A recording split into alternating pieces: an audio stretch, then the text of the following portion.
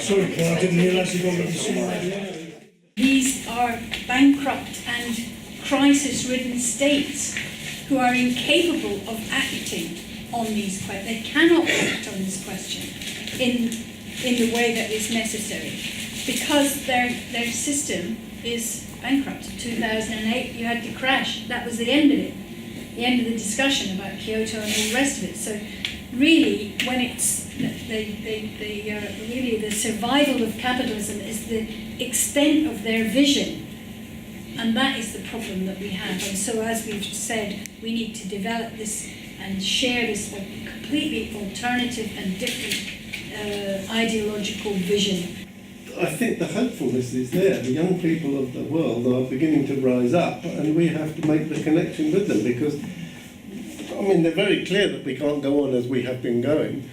If I hear, the leadership of the beloved People's Party here talk about attacking the Tories for not having a fast enough growing economy, I'll scream because we have to come up with something else. It's mad. We have to then answer this growth thing and show how it's connected to the nature of the production system and come up with an alternative to growth as the measure. We've got to do that because that is another authorised thing.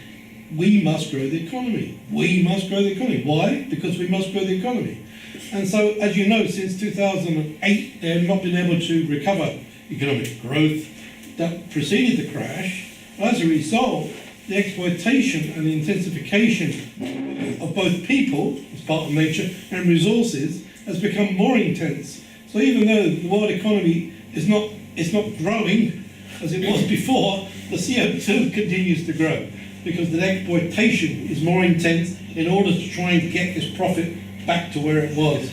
More intense exploitation of resources and people. So growth and countering the growth is our great objective. We've got to do that too.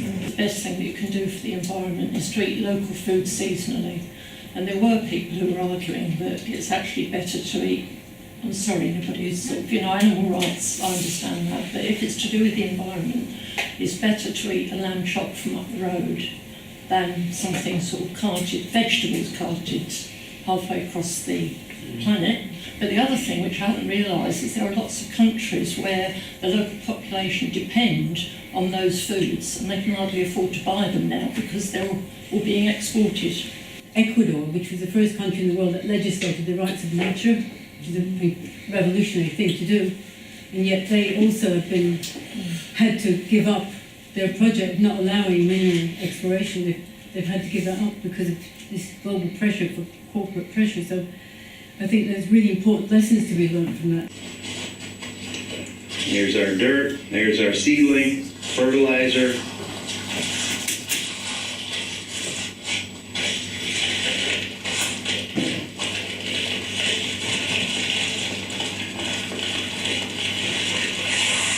Gaviotas Colombia. Now, almost 50 years later, this is a total success. Many of the wild animals have come back. The whole ecosystem has done its best to return and rebound from this state where it was put into a man-made desert.